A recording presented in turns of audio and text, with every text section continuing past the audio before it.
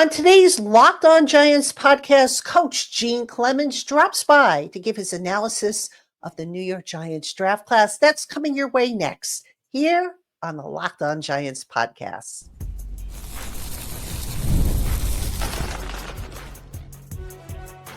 You are Locked On Giants, your daily New York Giants podcast. Part of the Locked On Podcast Network, your team every day. Today's episode of the Locked On Giants podcast is brought to you by the Amazon Fire TV Stick 4K. Turn any TV into your Xbox. No console needed.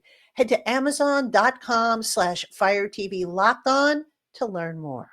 Hello, New York Giant fans, and welcome to another edition of the Locked On Giants podcast, part of the Locked On Podcast family, your team every day. I'm your host, Patricia Trainer, credential member of the New York Giants media for Locked On, as well as for New York Giants on SI, which is where you can find all of our written work.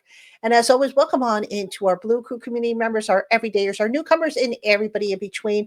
We thank you for joining us and spending part of your day with us here on the Locked On Giants podcast.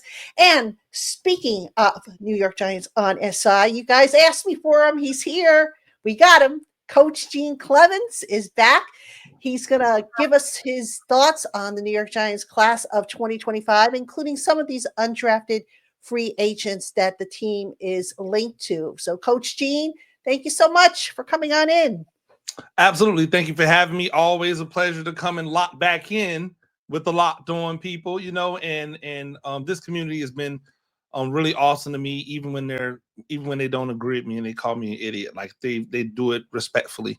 And that's what we try to do over at the New York Giants on SI. We try to, let's debate, let's have differences of opinion, but we try to do it respectfully. And I think we've cultivated a lot of that over there for a Giant issue. I am really blessed for all the people who've come from the Locked On community and come on over to a Giant issue. We don't want to steal you away. Just come on, hang out for a little bit, and then, go back home like any good neighbor should do. Yeah, there's no reason why you can't catch both podcasts. Absolutely. And of course, Coach Gene, you can find his writing over on New York Giants SI, as I mentioned. Coach Gene, we got a lot to talk about. This Giants draft class. Before we get into the specifics, I want to get your overall take on this class and how did they check all the boxes off? Was there anything you felt that was missing? Anything that you felt they reached for? So let's start there. Well, I do think they checked off all the boxes per se, right? I went into this draft saying that I didn't think that this team being an 8 to 9 win team, which is what I believe it should be, had anything to do with the draft class. Like the moves that they made in the offseason through free agency, the guys that they have coming back, who can have bounce back years, especially like dudes like Bobby Okereke. I thought, even Banks to a certain extent, bounce back seasons are coming for those guys. I thought with the additions that they had in free agency that this was the team that should be an 8 to 9 win team, no excuses. So everything that they got in the draft for me was just gravy. They should be looked at as high quality future starting depth. That's the way I looked at every single pick. I didn't look at any pick in this draft and go, they should be starting day one. And so, like, for me, when I went in and started seeing what happened, I know a lot of people said, hey, this was an A+, and they knocked this out the park. I disagree. Like, I think that there were some things that they could have done differently that would have not only set themselves up to knock it out the park this year, but be in really, really good positions next year to take advantage of things as well. And I didn't think they did it. It isn't necessarily a misstep. To me, it's just preference. Like they decided to go a certain way. I would have liked them to go a different way. So is life. But they checked all the boxes. The one place that I will say that I was disappointed that they didn't address it in the draft was wide receiver. I thought they had an opportunity to get a bona fide wide receiver 2, wide receiver 3 talent anywhere in this draft. And they went 7 rounds and passed up on all of the talent that could possibly be out there at wide receiver. You mentioned that this class, doesn't have to start right away. So we might as well start with Abdul Carter because, I said the same thing. I said that I can see a scenario where maybe Abdul Carter starts off as a guy who takes some of the snaps from Kayvon Thibodeau, Brian Burns to help keep them fresh.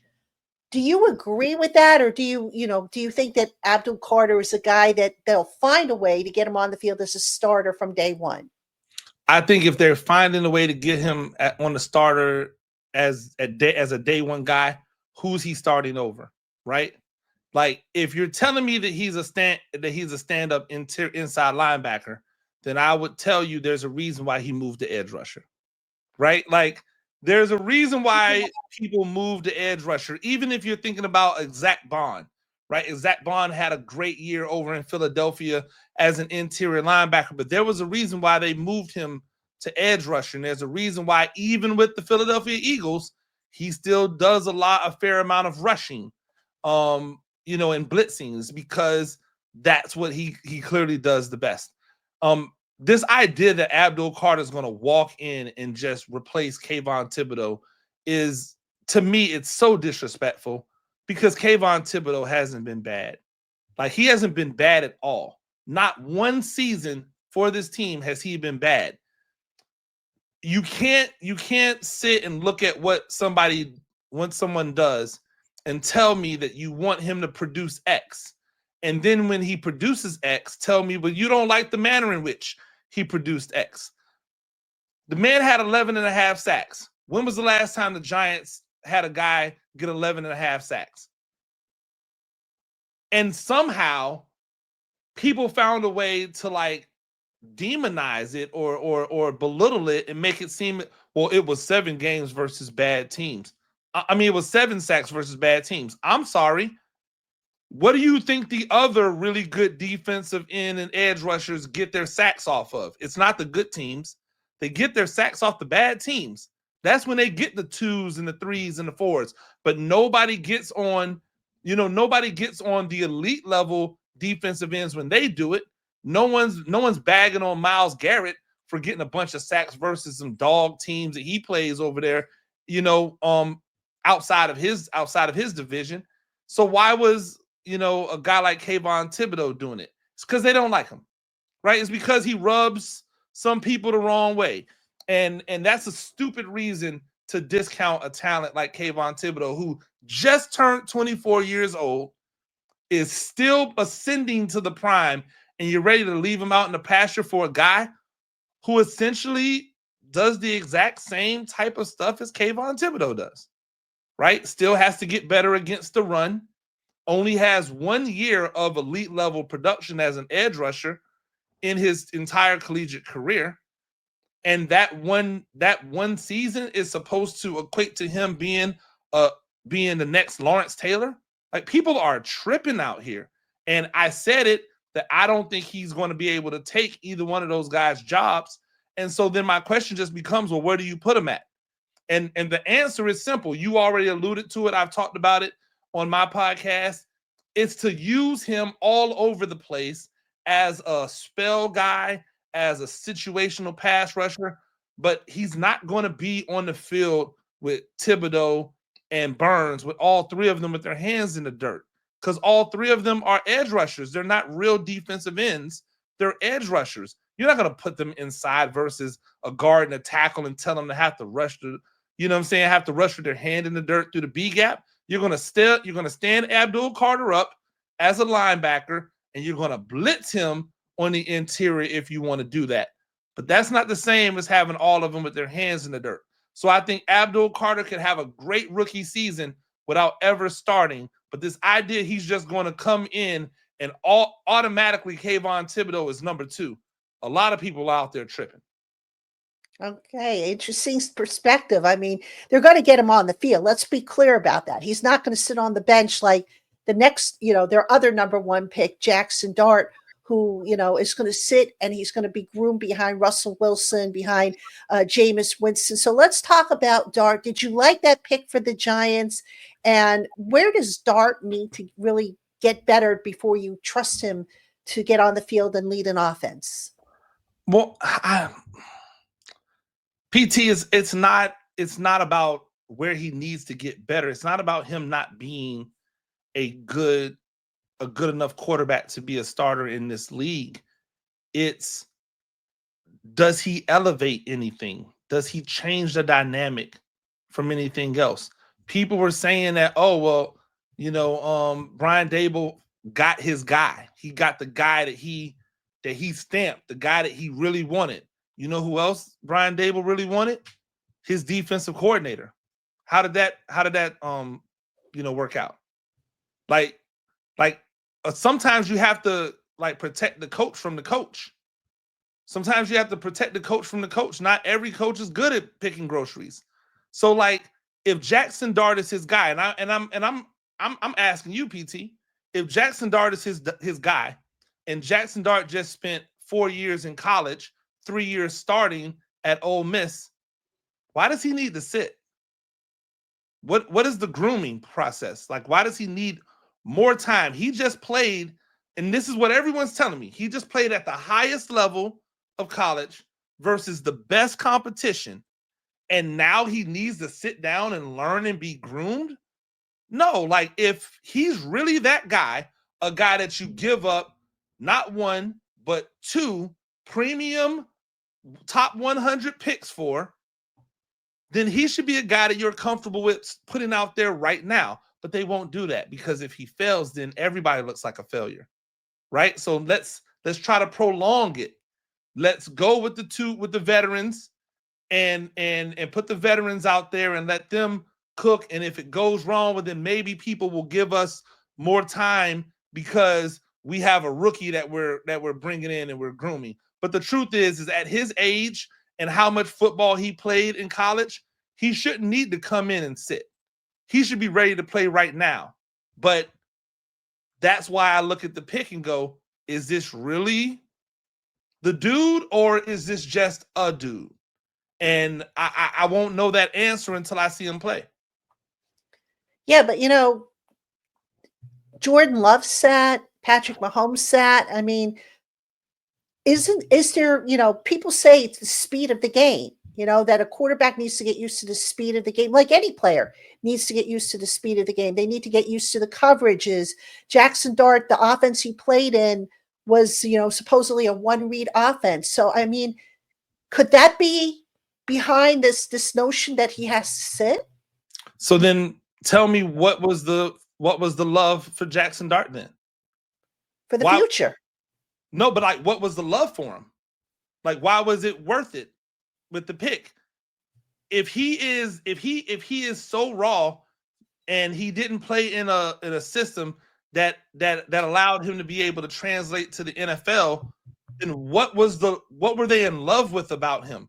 Because if we're just talking about raw traits, a dude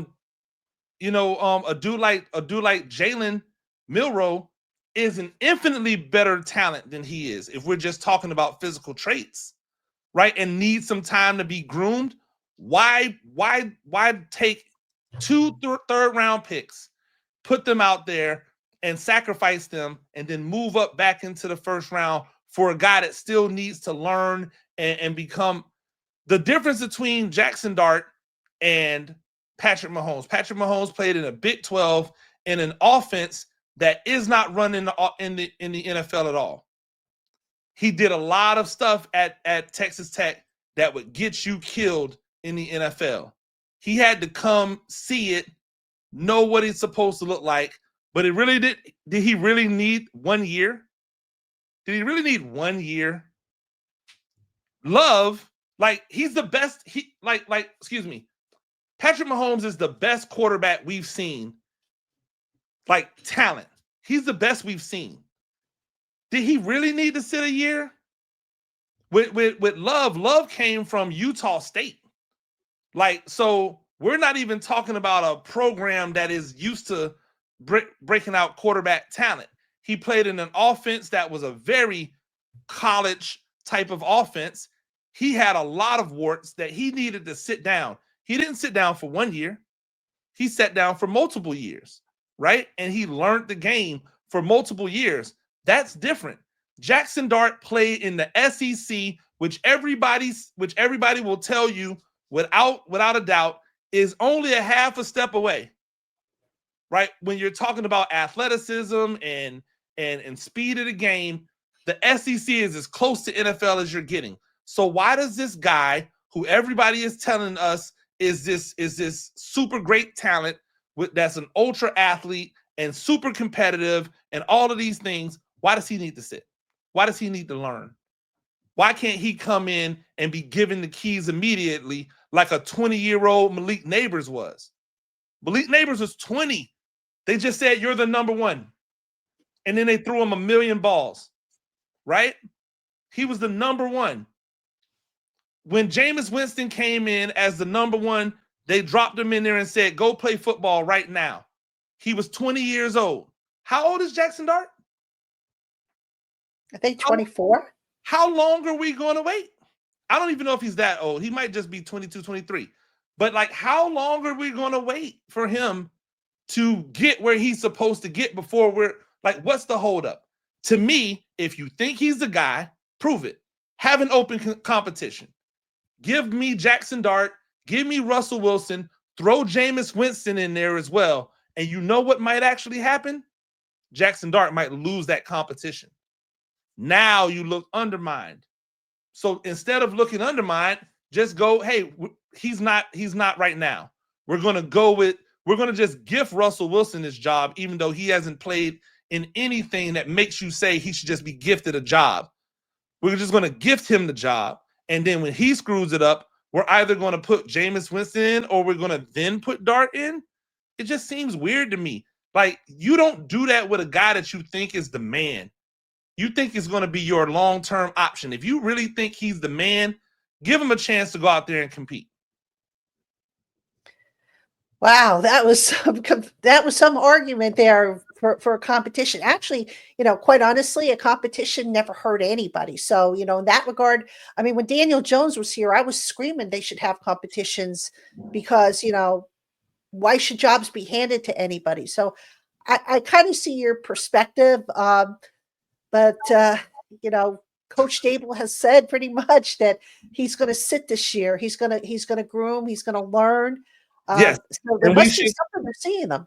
And we should 100% trust Brian Dable because he has shown that he knows exactly what he's doing.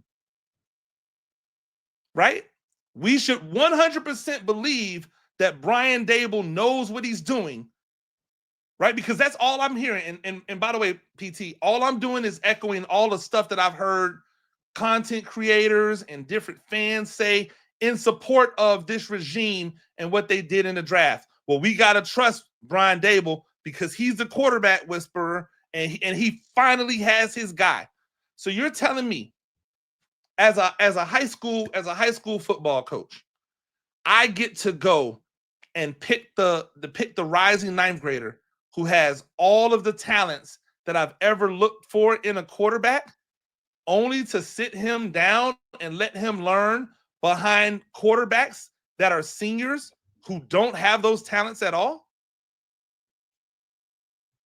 What are we talking about?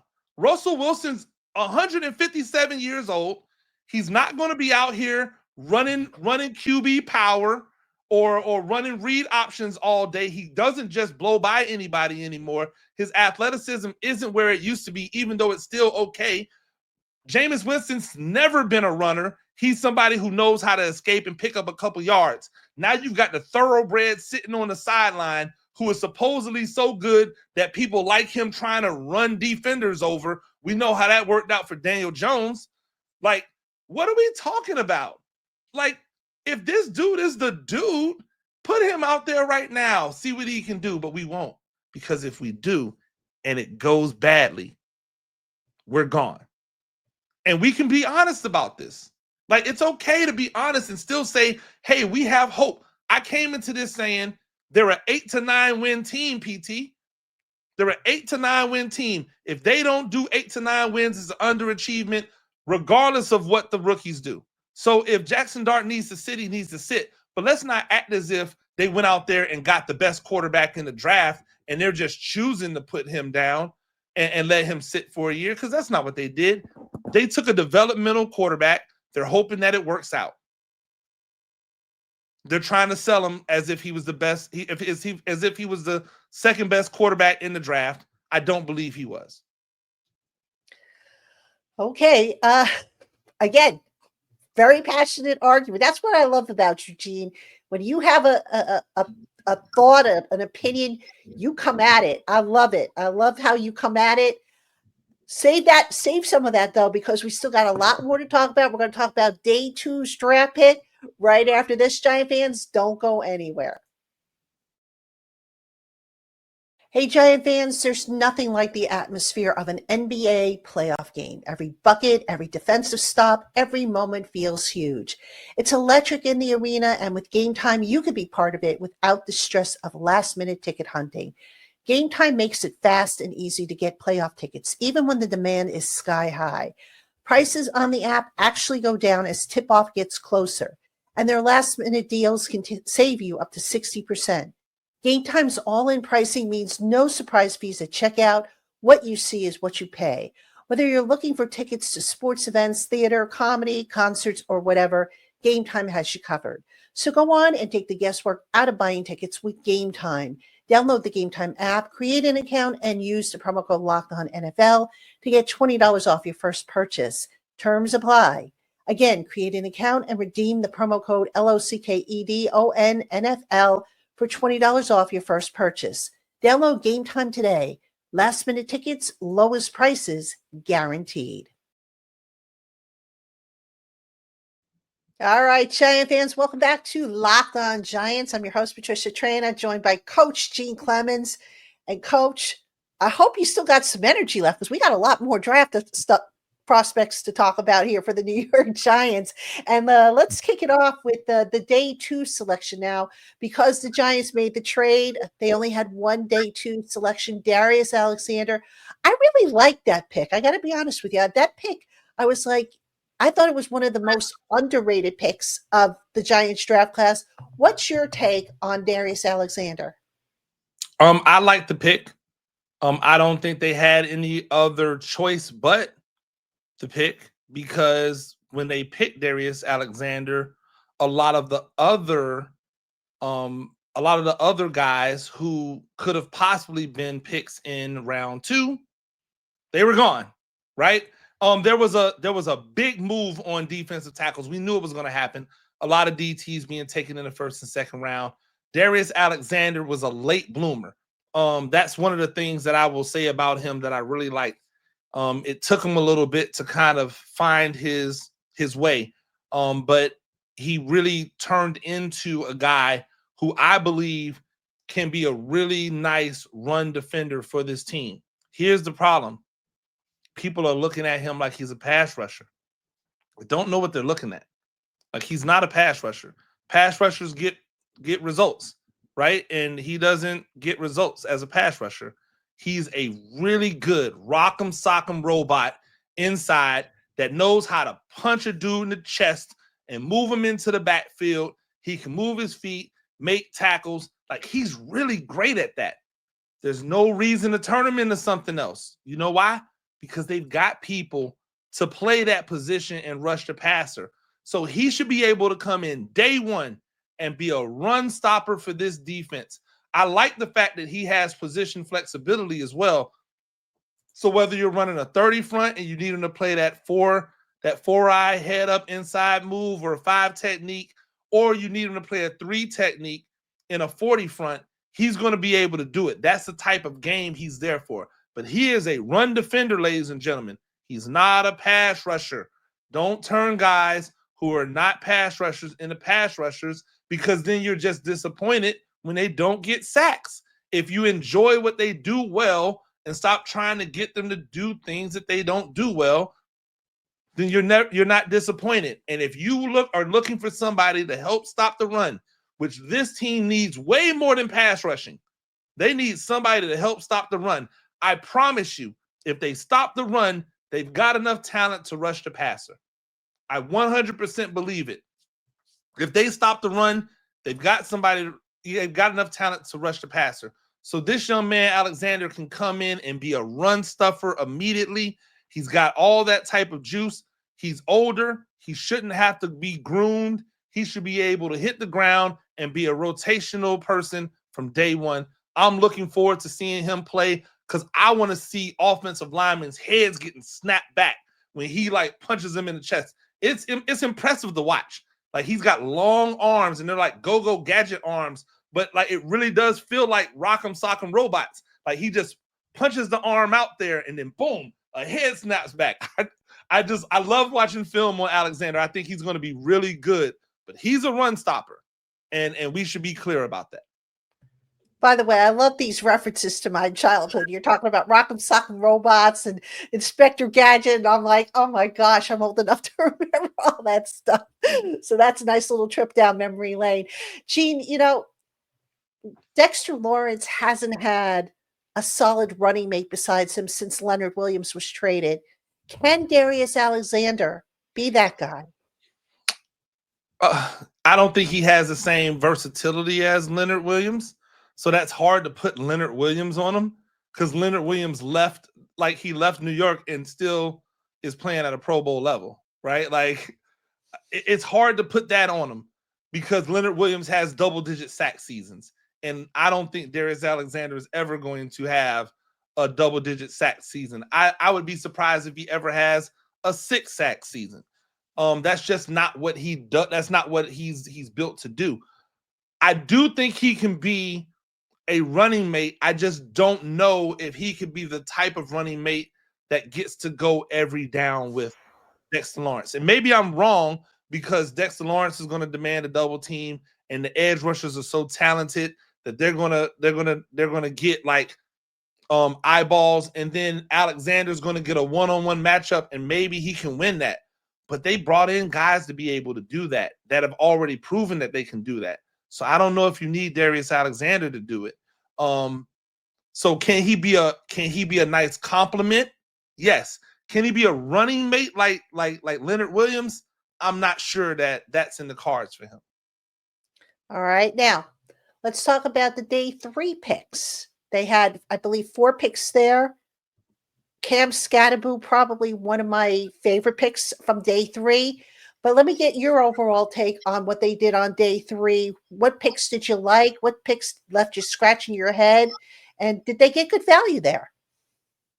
All right, so let me start because I know I've been letting the bullets fly. Right, I like all their picks. I just don't think that they were the best picks in the places that they took those picks. For what I feel like they needed, right? Like, so for instance, Cam Skattebo. I love Cam Skattebo. I think he's a great back. He has limitations though. Like he's not going to be a legitimate passing weapon out the backfield. His catch radius is non-existent. He's all of 5'9", 5'8", really.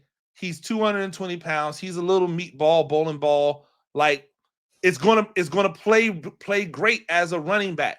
But there were guys out there that are legitimately 6'2", 6'3", 235 pounds that they could have had to be the traditional Thunder. Now I had to recalibrate myself because I said, you know what, Cam Skattebo is still the Thunder. He's just a different type of Thunder that we're used to, right? And so once I did that, I went, you know what? Cam Skattebo is going to be a fan favorite, especially when we listen to New Yorkers try to say his name. It's going to be fantastic, right? Like, I think he was a great pick, but there were other backs that they didn't even need to take in that round to get him. Marcus Imbo, I was a big fan of. He was on my best availables left, but so was another offensive lineman who I thought was better suited for tackle than Imbo was. And all I'm hearing is that Imbo is going to be a tackle and then maybe kick inside as a guard. And I'm just like, but he's clearly a better guard. Like he's better suited to be a guard than he is a tackle. And then I heard someone try to say he was just going to start immediately. And I'm like, he's not beating any of these dudes out in no competition right now. Like, what are we talking about? I like the pick. I think Mbo's got some nasty to him. I think he has athleticism, but I thought there was another pick that would have been good as well. As far as the 2 7th-round picks, and I might be forgetting somebody. I could be wrong, but no, I don't think so. No. Okay, no. As far as the 2 7th-round picks, the tight end, I think he has a lot of talent. He comes with some injury baggage. I thought that first 7th-round pick was a great place to try to take a wide receiver. There were some guys still on the board that I thought could really like fit with this, wide receiver core. But I'm not mad at the pick if you're planning on playing multiple tight end sets regularly, even though you have all of this receiving talent, right? Like if you're telling me you're going to put a tight end and a H-back flex type of dude out there, then yes, cool. The problem is that who's the inline blocker here? Because neither one of the guys that they have on the roster who they drafted are really good inline blockers. And the guy that they brought in, Manhurts, like, are they planning on keeping 4 and 5 tight ends on this team? Like, what are we doing? Are they going to be special teamers? So I don't know what that's going to turn into. And then the cornerback that they took in the 7th round, I'm looking at him and going, there's just a lot of guys he reminds me of, and none of them have been successful with the Giants, right? Like he looks like all of these other long, athletic cornerbacks that they've gotten in the late rounds who have not panned out. Let's hope that he does. I think the one advantage he has is he's played a lot of football. He's got a lot of experience. But ultimately, both of those guys are going to have to find their way in crowded rooms full of dudes that we've seen that look like them before. All right. Good overview, Coach Gene. Now, I want to go specific here, going back to Skattebo for a moment. You mentioned, it's funny. Everybody I've talked to about him has used the term bowling ball, which is kind of interesting. But, you think of Thunder. I know what comes to mind for me. I think of Ron Dane. I think of, Brandon Jacobs. Skattebo's not as big as Jacob was. So he's not, Thunder to the, to the definition that Jacobs was. But how does he complement Tyrone Tracy, and is his pass blocking good enough to get on the field right away? Well, no, I don't think you put him out there to pass block. I think you let him do what he does best, which is carry the football, right? And I think the compliment is this. Now you don't need Tyrone Tracy to carry the ball 20-plus times a game. Now you can implement Tyrone Tracy as a pass receiving option, which he should have already been from last year. I think we see more of Tyrone Tracy as a pass receiver out the backfield. I see a split in the backfield with carries. Cam Skattebo has a lot of wear and tear on his body and his legs from 4 years of being run to death. First at Sacramento State and then at Arizona State. He's got a lot of wear and tear. He's got a lot of mileage on him. And we all know that running backs only have a certain amount of miles in them before they give out.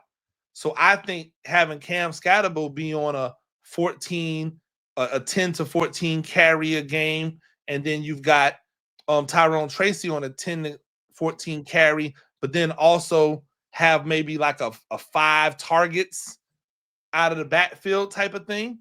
I think you're getting the best of both worlds. What I like about Skattebo so much is, number one, he gets to full, he's not fast, right? But he gets to full speed right now. He's not like tall, but he's big. So if you're talking about per capita, like toughness and per capita size, he's just as big as Brandon Jacobs if you put Brandon Jacobs in a smaller package, right? At 5'8", 220 pounds, if you extrapolated those numbers out, it would run out to like 6'3", 245. And that's what you'd be talking about with like a Brandon Jacobs in his prime. So like, I think you still get the Thunder aspect.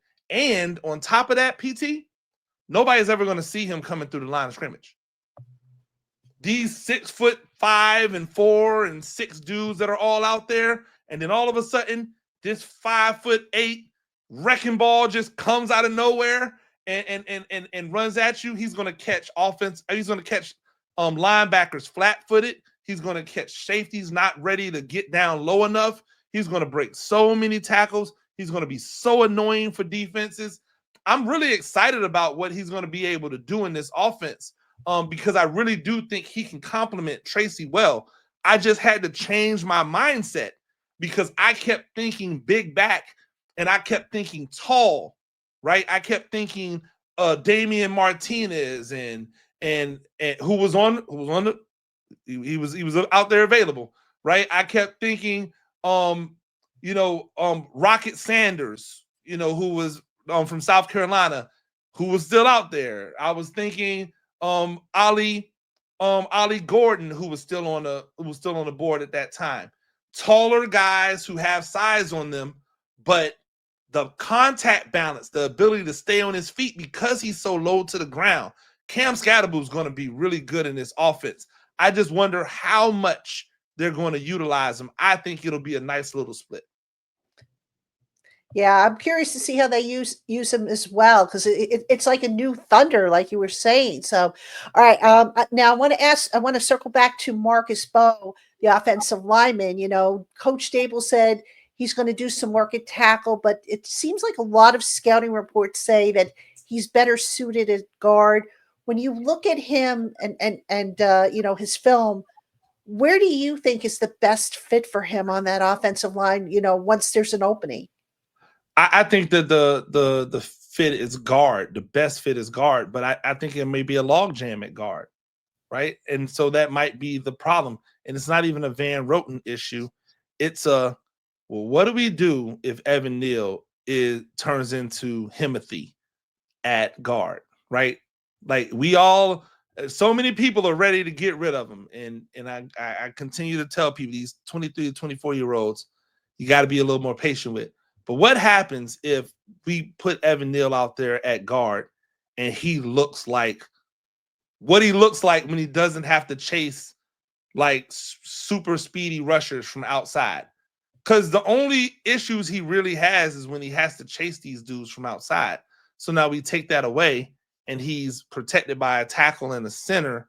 And now he just gets to down block on noses or base block on 3 techniques and run up to linebackers and just maul them over.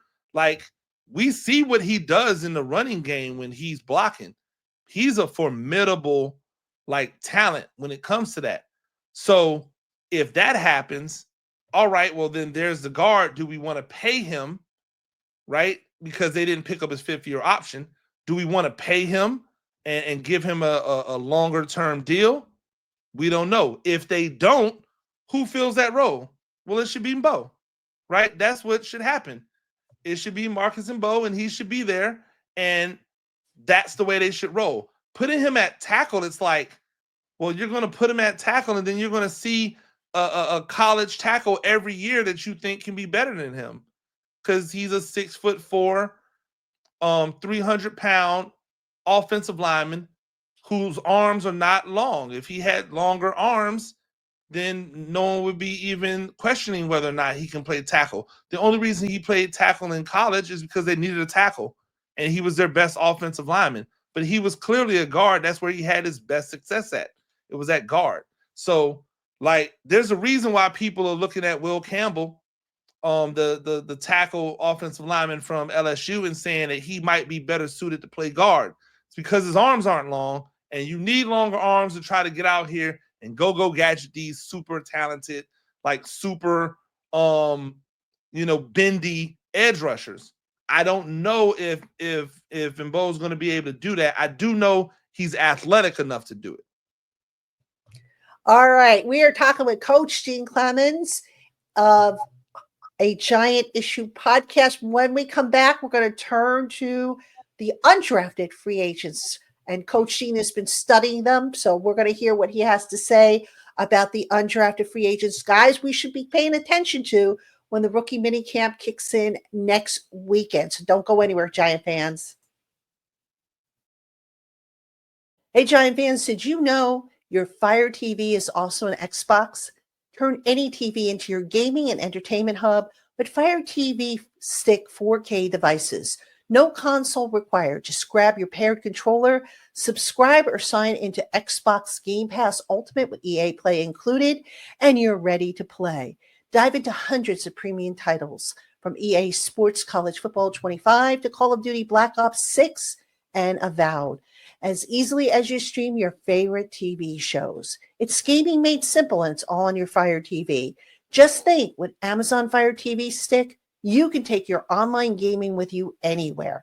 How cool would that be if you're a road warrior or if you're headed to a friend's house and you want to be the one to bring along some entertainment for everyone to enjoy?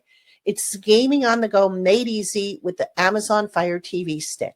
So go on and head to amazon.com/Fire TV Locked On to get started. Xbox Game Pass, Ultimate subscription and compatible controller required. Available on select devices, including Fire TV Stick 4K 2nd Gen, Fire TV Stick 4K Max 1st and 2nd Gen, and Fire TV Cube 3rd Gen.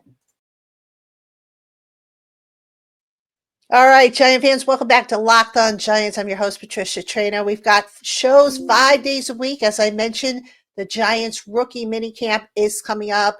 It'll be next weekend, so there'll be plenty to talk about. Of course, we will have reports from the rookie minicamp. And today we're talking about the draft class.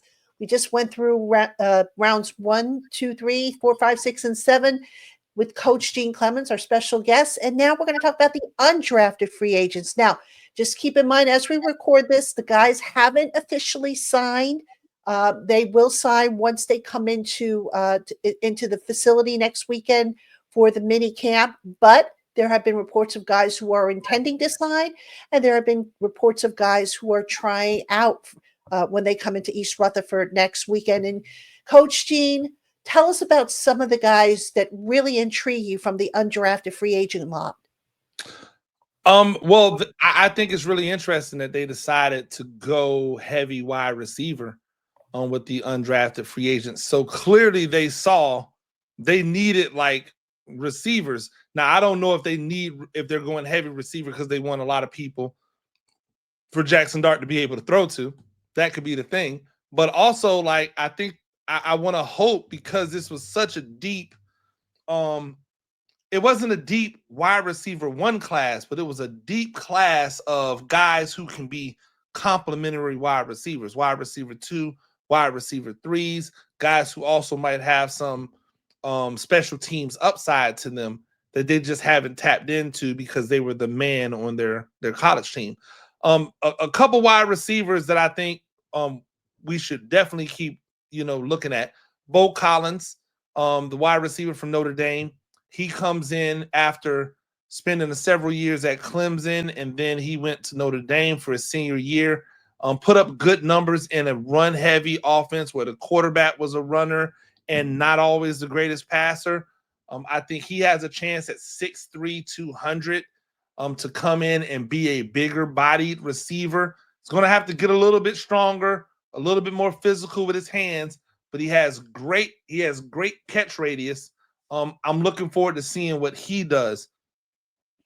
They also brought in Juice Wells, the wide receiver from Ole Miss. He spent a year at Ole Miss, but before Ole Miss, he was at South Carolina, almost had 1,000 yards at South Carolina.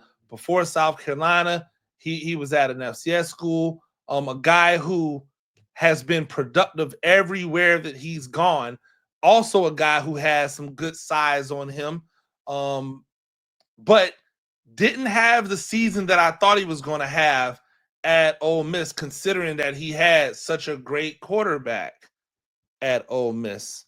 Yeah, no shots. I'm just saying. But I'm intrigued by him. Number one, because the quarterback knows him, right? They should have some simpatico to be able to come in with, but also because I think he would fill a role that this offense is going to need.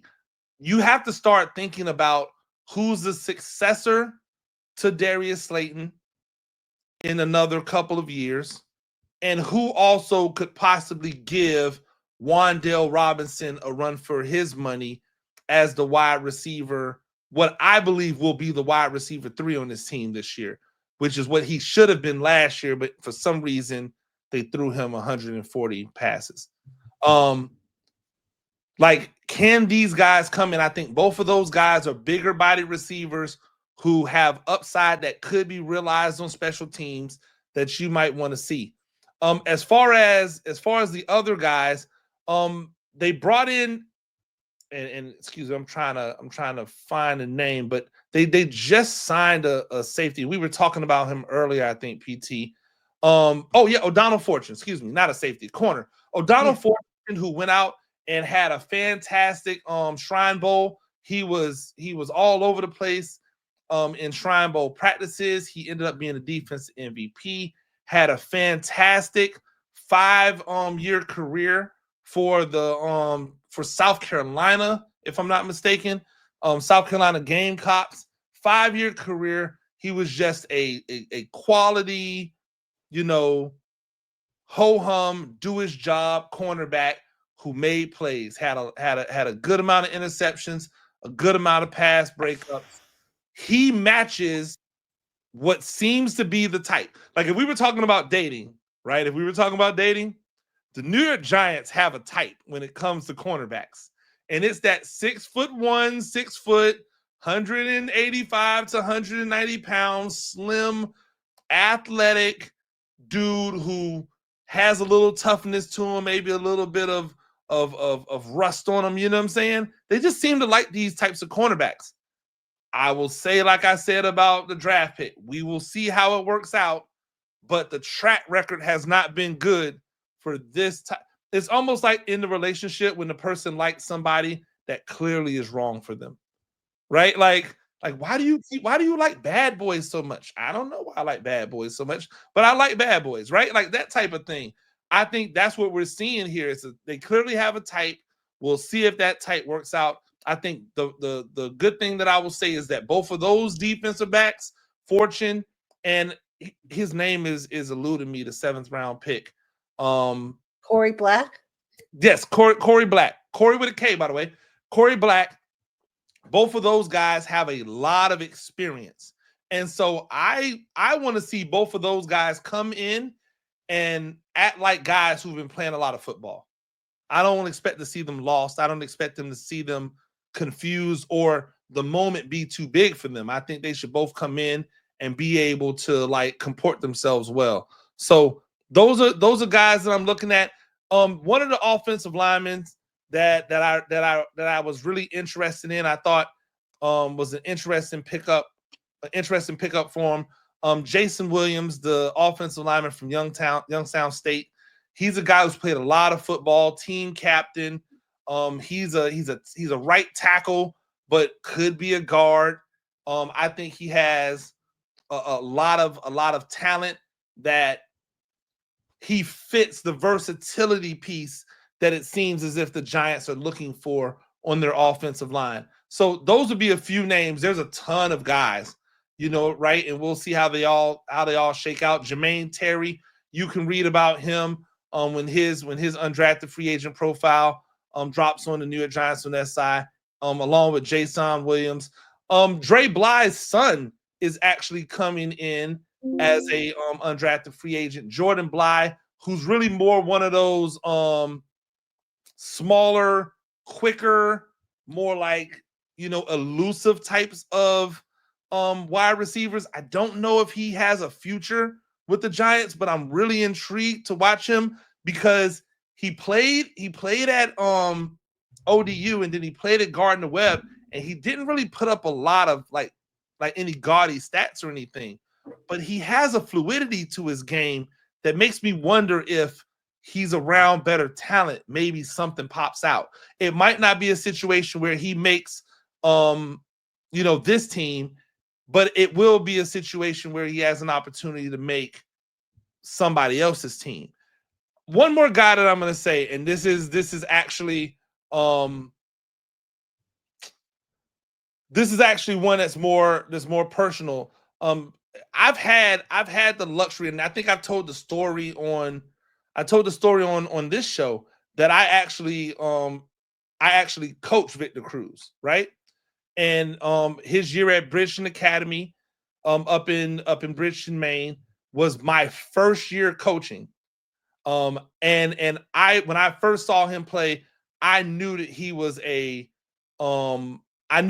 really, really good talent. I knew that he was a Division I, like a high Division I talent. And for some reason, I could not convince any like high level D1 teams to take a chance on him. And he ended up going to UMass, and the rest is history, right? And it's been fantastic to watch him in his evolution and how he's been he's been received by the Giants, and now he's working for the Giants. I believe he has a show on the Giants network that he does. It's great. I haven't kept in communication with him. That's not really what I do as a coach. Like, I want these guys to go out and live their lives, and if we cross paths, I've said what's up to him in passing a few times, but nothing crazy. I do want to get him on the show at some point, so I'm gonna reach out at some point, PT. But I have another one of my players who I coach, quarterback Miles Crawley, who I believe is coming in as a training camp invite, not as an undrafted free agent, but as an invite. And I am really looking forward to seeing him get an opportunity to compete and play against the highest level of college players who have come out, because he's a guy who has a ton of athletic gifts. He's all of 6'5". He's really athletic. He can run. He's got a cannon arm. He played for Alabama State, then he went to Grambling, where he finished his career at. And he's done some really good things. He's still raw at the position. I'm excited to be able to get an opportunity to see him, because anytime I get a chance to see my players ascend to the next level, I really, really do savor those moments. Courtney Green, another guy who's from the area, went to Syracuse. I had a chance to coach him as well, but he didn't play for the Giants. So I'm looking forward to my second person in a Giants uniform. You might want to just call me up and just say, "Hey, Coach Clemons, who do you have that we should be looking for in the next 3 to 4 years?" Just saying, Giants brass, like, holla at your boy. Well, speaking of which, Gina, my final question to you, since you are going to be at the rookie minicamp next weekend, you just mentioned some of the things you're going to be looking for, but what else are you going to be watching for in this minicamp? Because it's not really going to be, team drills. It's not going to be a whole lot of 7-on-7 and stuff like that. But what are you going to be looking for? What do you want to, walk away from? If I were to say to you, Gene, write a report on what you saw in the rookie minicamp, hint, I might do that. What are you going to be watching for? I want to see explosiveness. I want to see the quarterbacks throw the ball. I want to see the ball jump off their hands. That's explosiveness. I want to see the wide receivers run. When I see them come off the ball, I want to see explosiveness. I want to see how they explode after the catch. Defensive backs, when they break on the ball, I want to see explosiveness. The defensive linemen, when they get off the ball, I want to see explosiveness. When offensive linemen look to move and pull and baseball, I want to see explosiveness. So if I could give you the one word that I'll be looking for, and I'll say it over and over and over again, I want to see who looks explosive when I see them in person. It's different when you're watching on film sometimes, right? Like, I want to see who looks twitchy. I want to see who looks like, oh wow, that person has a legit opportunity when you drop him onto this training camp roster to come out on the other end in that final 53. 53, yeah. Yeah. Coach Gene, wow. You brought it tonight. You brought the smoke. I love it. You always bring the smoke. Whether you agree with him, whether you disagree with him, Coach Gene does his homework. He brings the smoke. Just so much fun to listen to him. You can find him on the New York Giants on SI YouTube channel. His podcast is called A Giant Issue. And Coach, it's what, 5 days a week? You still doing 5 days a week, or we try to do 5 days a week. Sometimes it's more like 4. depending upon, I really have tried not to force like things. Like I want to be able to talk when there's issues, but there's just a lot of issues. So definitely catch us, usually 5 days a week.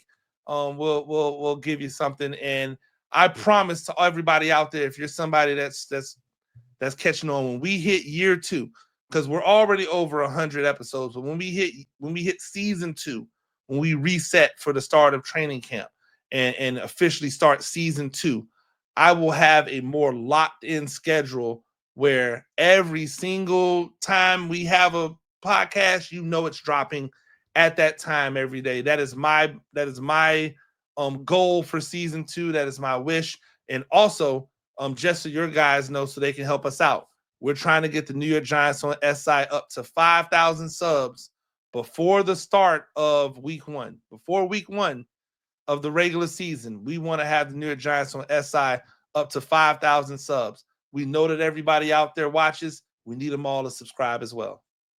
Absolutely. And speaking of which, make sure if you're watching this podcast, you subscribe to our YouTube channel. Every little bit helps.